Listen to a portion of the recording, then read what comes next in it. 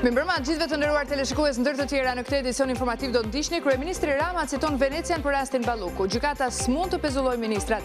Nga podcasti i fundjavës i kërkon kushtetueses të jap drejtim asaj që e quhen absurditet. Reagon Berisha, Venecia nuk ka asnjë opinion për pezullimin e ministrave. Hidhet për konsultim publik projekt ligji i kriptovalutave, përcaktohet licencimi i detyrueshëm për të gjitha platformat që ofrojnë tregtim apo shërbime me kriptoasete dhe rregullat e kapitalit. Shqipëria konsiderohet një vend me rrezikshmëri të ulët sa i përket terrorizmit dhe ekstremizmit të dhunshëm. Flasin ekspertët, nuk ka pika të nxehta rreziku, zonat afër kufive më shumë në mbikëqyrje. Ati shenjë vion etapën e dytë të vizitës apostolike në lindjen e mesme, pak përpara zbritjes në Beirut. Ai flet për konfliktin Izrael-Palestinë. Vatikani sheh rrugën më të mundshme, atë të zgjidhjes me dy shtete. Skiatoria shqiptare dhuron emocione në malin Cooper në Shtetet e Bashkuara të Amerikës. Lara Kulturi renditet e 4-ta në rrëshqitjen e parë. Gara e radhës pas pak minuta shpresë për të ngjitur në podium. Emocionet në RTS1 dhe RTS Sport. Këto edhe shumë informacione të tjera më njëherë pas sigles.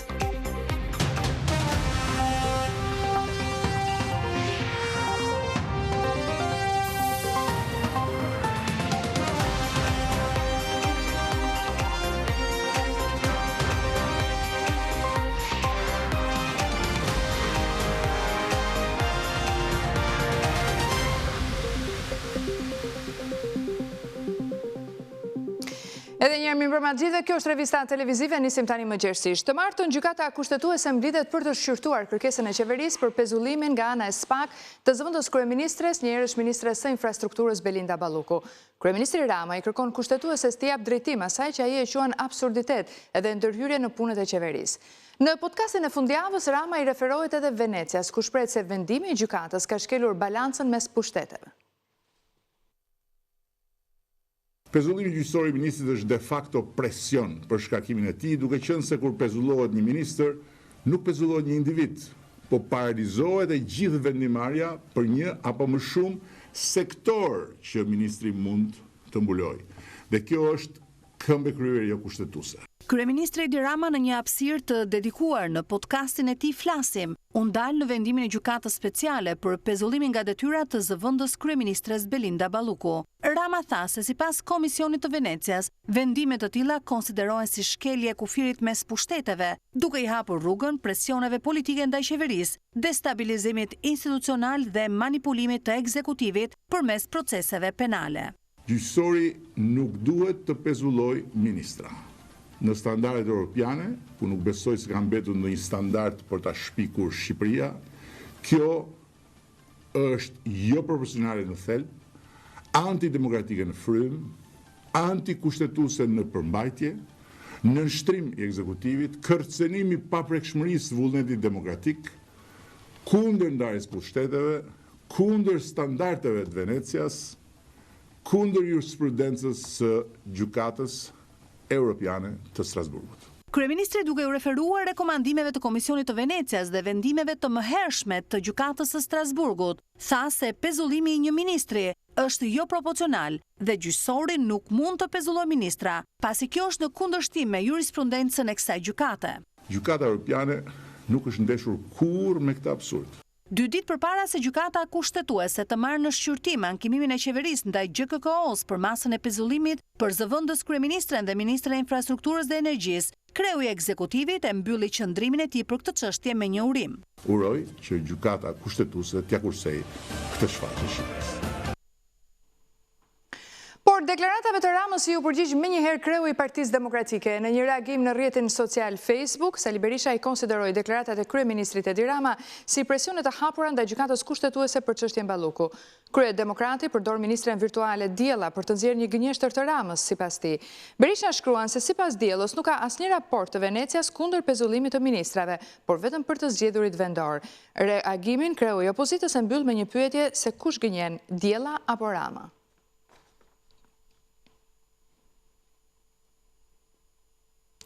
Nesër ndërkohë demokratët do të bëjnë protestën e tretë përpara kryeministrisë përveç përballjes me kundërshtarët politik. Partia Demokratike ka nisur të mendojë edhe për garën brenda strukturave të saj. Sali Berisha pritet që gjatë javës të nisë foltore 2 pasi në pranverën e 2026-s përfundon mandati i tij në krye të partisë. Por bazës mësohet se do t'i drejtohen edhe një grup demokratësh të përfaqësuar nga Ilir Ali Mehmeti dhe Ervin Saliani.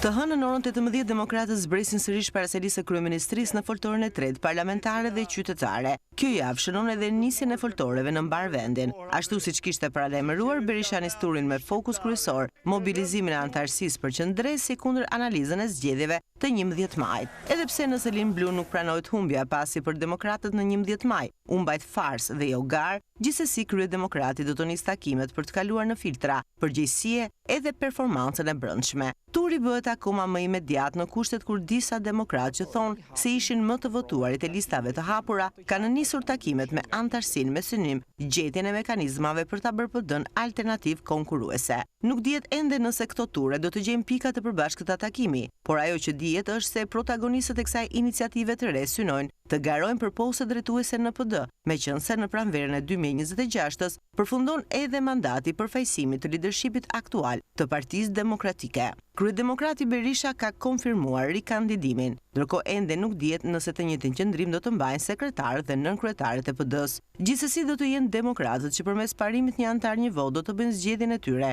ndaj takimet me antarësinë e bëjnë më të kuptueshme çdo lëvizje në bazën e Partisë Demokratike.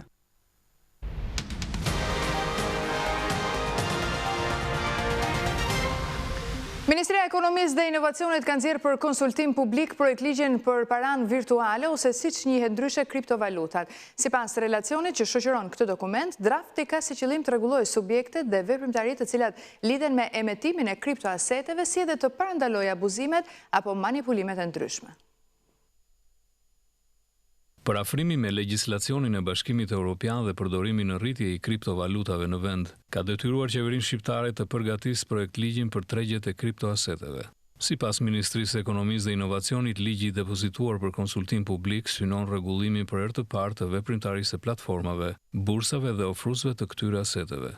Projekt ligji ka si qëllim të rregullojë subjektet dhe veprimtaritë që lidhen me emetimin e kriptoaseteve dhe tokenave të parasë elektronike, si dhe veprimtaritë e ndërmjetësimit të kriptoaseteve të tilla, si operimi i një platforme tregtie, këmbimi, kujdestaria, marrja dhe transmetimi i urdhrave, ekzekutimi i urdhrave, hedhja në treg, transferta, këshillimi dhe administrimi i një portofoli kriptoasetesh. Gjithashtu drafti parashikon edhe rregulla të qarta kundër manipulimeve apo abuzimeve në këtë treg. Projektligji synon garantimin e standardeve më të larta të mbrojtjes së investitorëve dhe integritetit të tregut përmes kërkesave prudenciale, rregullave dhe politikave të qeverisjes kooperative, menaxhimit të konfliktit të interesit, masave të sigurisë kibernetike dhe operacionale, transparencës së dokumentit informues, rregullave të marketingut, si dhe mekanizmave kundër abuzimit me tregun dhe në përputhje me politikat e parandalimit të pastrimit të parave.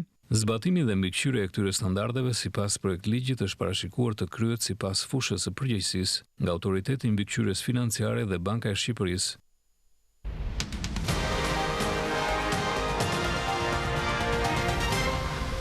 Në Shqipëri, 6 persona janë të dënuar deri më tani për vepra që lidhen me ekstremizmin e dhunshëm dhe terrorizmin. Ekspertët thonë se vendi ynë ka një nivel të ulët rreziku për këto aktivitete, megjithse disa raste janë regjistruar në vitet e fundit. Edhe pse nuk ka pika të nxehta, autoritetet mbajnë në nivel të lartë vigjilencën, ndërsa vëmendja u kushtohet zonave pranë kufive. Shqipëria konsiderohet një vend me rrezikshmëri të ulët sa i përket terrorizmit dhe ekstremizmit të dhunshëm, pavarësisht disa rasteve të regjistruara vitet e fundit. Këto e bëri të ditur në një intervistë për Radio Televizionin Shqiptar, drejtoresha e Qendrës kundër ekstremizmit të dhunshëm. Rreziku i ekstremizmit të dhunshëm dhe radikalizmit që mund të çojë në terrorizëm në vendin tonë, sot, në momentet që ne jemi duke folur, konsiderohet një rrezik i ulët. 38 janë shtetasit që janë riadresuar zyrtarisht nga institucionet tona.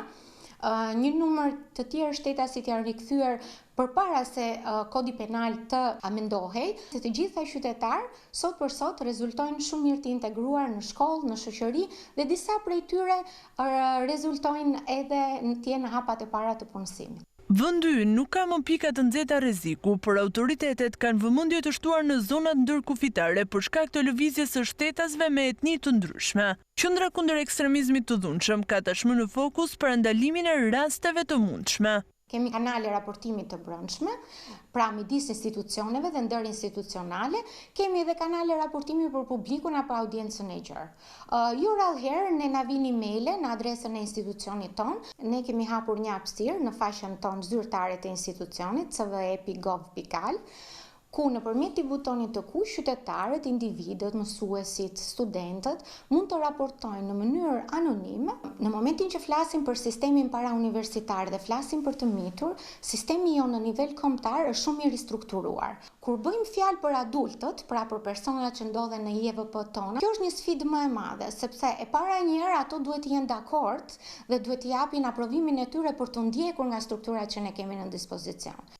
Sipas të dhënave të siguruara nga Radio Televizioni Shqiptar, aktualisht në institucionet e ekzekutimit të vendimeve penale ndodhen 6 persona të dënuar për vepra që lidhen me terrorizmin dhe ekstremizmin e dhunshëm, ndërsa një shtetas është në mas mjekësore për shkak të sjelljeve ekstremiste që kërkojnë trajtim të specializuar. Ndërsa në paraburgim ndodhen gjithashtu Julian Cumraku dhe Erzen Nukaj të arrestuar në Orosh të Fusharzit.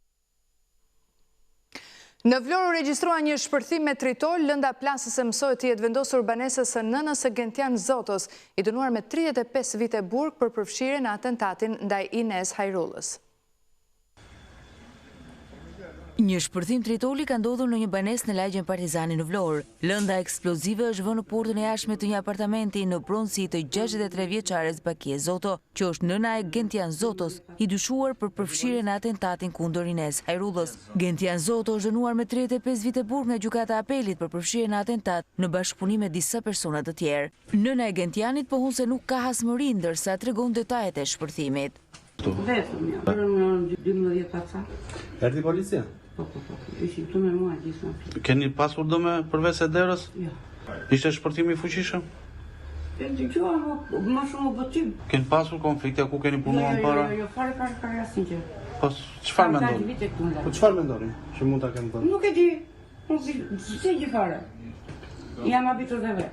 Nga shpërthimi ka patur vetëm dëme materiale, ndërsa policia po punon për identifikimin dhe kapjen e autorit.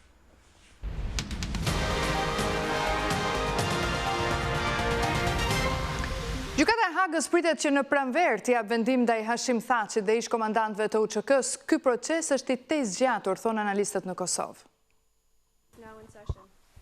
Një proces të tezgjatur dhe me mungesë transparence kanë cilësuar analistët gjyqin ndaj ish presidentit të Kosovës Hashim Thaçi, ish kryeparlamentarëve Kadri Veseli dhe Jakub Krasniqi dhe ish deputetit Recep Selimi, që po vijon në dhomat e specializuara të Kosovës. Analistët ndërkohë shprehen se gjykata speciale mund të shqiptojë vendimin pranverën e vitit të ardhshëm. Diku nga fillimi i muajit maj të vitit 2026 pritet shpallet aktgjykimi i shkallës së parë në rastin kundër Thaçit dhe të tjerëve. Unë besoj që muaji mars, muaji prill mund të jetë afate kohore kur gjykata mund të dalë me një vendim. 227 seanca gjyqësore u mbajtën në gjyqin që nisi në prill të 2023-shit, ku u dëgjuan 125 dëshmitar të zyrës së prokurorit të specializuar, ndërsa 117 të tjerë dorëzuan dëshmitë e tyre me shkrim. Në fillim të shtatorit të këtij viti nisi dëgjimi i 7 dëshmitarëve të mbrojtjes, mes tyre ish ndihmë sekretari amerikan i shtetit James Rubin dhe generali amerikan në pension Wesley Clark, i cili u hoqi fushatën ajrore të NATO-s ndërmarrë në 1999 kundër pozicioneve të ushtrisë dhe policisë serbe.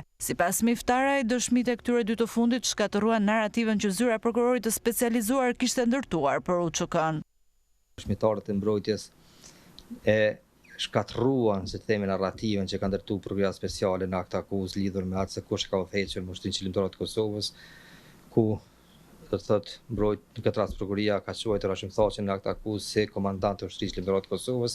Thaçi, Veseli, Krasniqi dhe Rexhepi ndodhen në paraburgim në Hagë që nga viti 2020. Ata akuzohen për krime lufte dhe krime kundër njerëzimit gjatë luftës së fundit në Kosovë, akuza për të cilat të 4 ish zyrtarët e lartë të Kosovës janë vetë deklaruar të pafajshëm. Në Tetov ju dha lamtumira e fundit këngëtarit Shpat Kasapi, ndar nga jeta pas një ataku kardiak.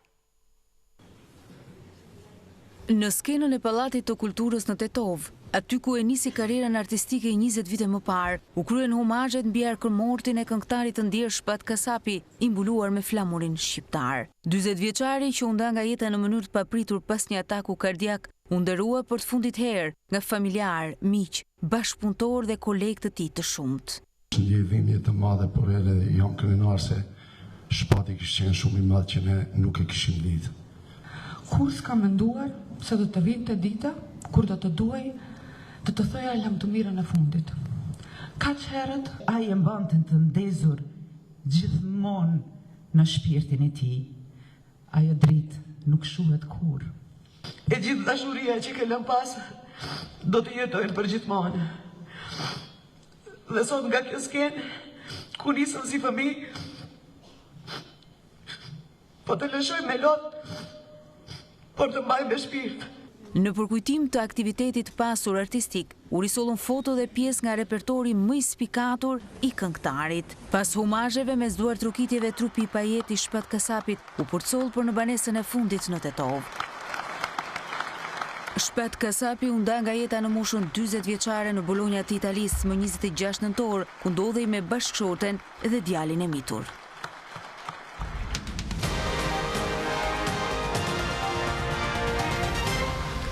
Ati i shenjtë la Turqinë sot për të vjuar etapën e dytë të vizitës apostolike në lindjen e mesme. Ai u prit nga turma të shumta njerëzish në Beirut. Pak përpara mbritjes, në bordin e avionit, Papa Leoni dha një intervistë me gazetarët ku foli për një zgjidhje me 2 shtete në konfliktin Izrael-Palestinë.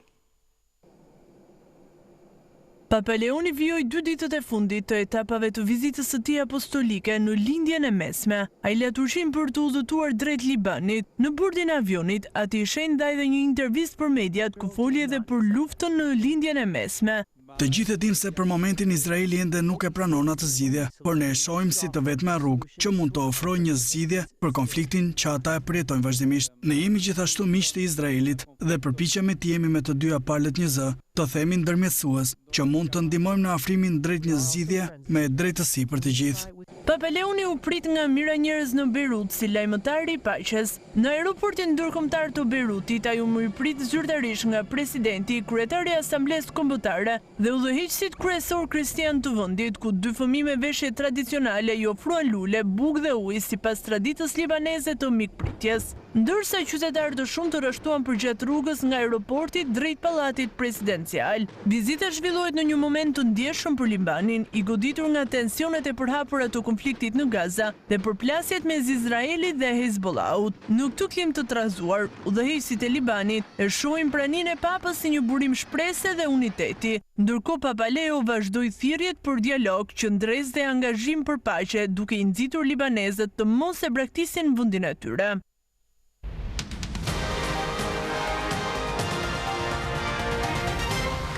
Flasim sërish për atmosferën e festave tona kombëtare që për herë të parë u kremtuan edhe në luginën e Preshevës.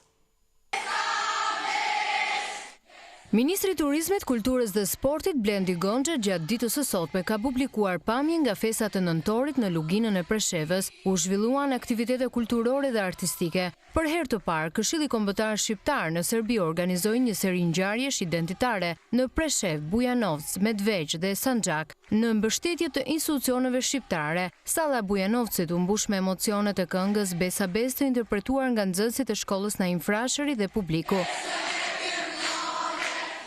Në festimet e nëntor Lugin morën pjesë 607 artistë dhe mbi 3500 qytetarë të rinj dhe dashamirës të kulturës shqiptare. Nisma vjen pas memorandumit të bashkëpunimit dhe vizitave zyrtare që thelluan dialogun me komunitetet shqiptare në Lugin. Ministria e Turizmit, Kulturës dhe Sportit konfirmoi përkushtimin për të mbështetur më tej kulturën, arsimin dhe identitetin shqiptar në Preshev dhe në zonat përreth.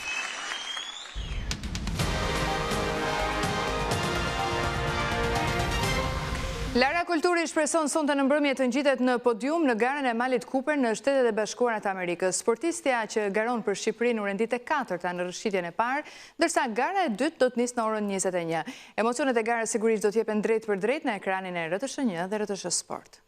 Miq të RTS Sport. Lara Kulturi vazhdon të jetë e jashtëzakonshme në garat e Kupës së Botës në ski. Në slallomin special, kjo në rëshqitjen e parë, ka zënë vendin e 4 mes 59 konkurrentëve. Koha është fantastike për Lara Kulturin, që ka fiksuar rezultatin 53 sekonda e 68%, duke qenë vetëm 74% larg Mikaela Shifrin, e cila rëshqitjen e parë e ka mbyllur në kohën 52 sekonda 94%. Kujtojmë që në rëshqitjen e dytë në mbalet Kupën e Shtetit Bashkuar të Amerikës kualifikohen 30 skiatore dhe duke qenë se Lara Kulturi ka arritur 2 vendet të dyta në 3 stacionet e para të Kupës së Botës, atëherë shpresat për një ngjitje në podium janë të mëdha. Aq më tepër që si në Levi të Finlandës, ashtu dhe në Gugur të Austrisë ka zënë vendin e dytë në slallomin special. Parë kështu, të gjithë shpresojnë që Lara Kulturi në ora 21 drejtpërdrejt në rrjetin e radio televizionit shqiptar t'i japi një tjetër arritje skive shqiptare. Para rrshitjes së dytë do të jetë dhe emisioni Shqipëria mbi ski në drejtimin e Albana Bekos. Gjithçka jo vetëm në kanalin e parë të radio televizionit shqiptar, por dhe në RTS Sport. Pas vendit të 12 në slallomin gjigant, tashpër shanset për një medalje në slallomin special janë të mëdha për Lara Kulturin.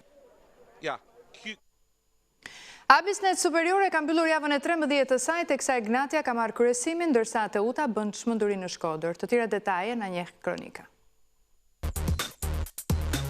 Të premten dhe të shtunën e Abisnet Superiore mbyll javën e 13 të saj me sfida interesante që erdhën për shikuesit në ekranin e RTS Sport dhe RTS 2. Elbasani është ndalur në një barazim pa gola përballë Partizanit, ndërkohë Teuta ka surprizuar Vllaznin duke mundur me rezultatin 1-0. Në Elbasan Arena, pavarësisht volumit të lojës, Elbasani dhe Partizani nuk u treguan konkret në finalizimin e aksioneve, duke dhuruar një barazim 0-0 në këtë javë të 13. Barazimi 2 radhazi për Elbasanin pas atij me Dinamo në javën e kaluar. E njëjta që mund të thuhet edhe për të kuqt, të cilët barazuan me Vllaznin javën e kaluar. Fitoria e Teutës në Shkodër përballë Vllaznis kryesuese ishte surpriza më e madhe jo vetëm e kësaj jave, por ndoshta këtyre xhirave të para të garës. Durrësakët fituan 1-0 dhe siguruan 3 pikë që i ngjitin për momentin në top 4 të renditjes, kurse Vllaznia me humbje në shtëpi zbret nga kryesimi dhe pëson një tronditje që mund të ndikojë në ecurinë e saj në garë. Teuta tregohet kështu e pa shpirt ndaj saj, por më tepër Durrësakët fitojnë në Shkodër pas plot 8 vitesh. Kampionët e Ignatias rikthehen në vendin e parë. Ekipi i drejtuar nga Edlir Titova mposhti Tiranën në stadiumin Stelman Stermasi, fal golit të realizuar nga Bakayoko me penalti në pjesën e parë. Për debut e drejtuar nga trajneri Ardiano Hiu janë kthyer tek humbjet. Tirana mban vendin e fundit me 7 pikë pas 13 javësh të luajtura. Nga ana tjetër Egnatia kryeson me po aq pikë sa Elbasani. Bylis dhe Dinamo u ndalën në barazimin pa gola njësoj si në fazën e parë. Protagonist padyshim ishin portierit Teqja dhe Vashu me pritjet e tyre, duke mbajtur portat të paprekura. Raste më shumë patën vendasit, por u ndalën nga Teqja. Në fund Koma mund të dhuronte fitoren Dinamos, por gaboi, teksa Dinamovitët humbasin pozitat në top 4 dhe pozicionohen në vendin e 5 në tabelën e klasifikimit me 20 pikë. Flamurtari dhe Vora nga ana tjetër janë dalur në një barazim 1-1 në ndeshjen që mbyllte javën e 13 të Superiores. Gjithçka ndodhi në pjesën e parë ku në një sfidë të tensionuar, golat e Todoroskit dhe Kasallës brenda pak minutash në këtë fraksion loje vendosën shifrat 1-1. Një sfidë mes tensionesh ku drejtori i Vorës Bazion Trakaj u largua me karton të kuq nga gjyqtari Krishnik Bajramaj, shkaku bë përplasja në distancë me tifozët e Flamurtarit në Vlorë. Ky ishte një barazim që nuk ndryshoi renditjen e asnjë prej të dyja skuadrave. Kemi mbritur në mbyllje, ju falenderoj që ndani me ne kohën tuaj, bashkë me në takofsh.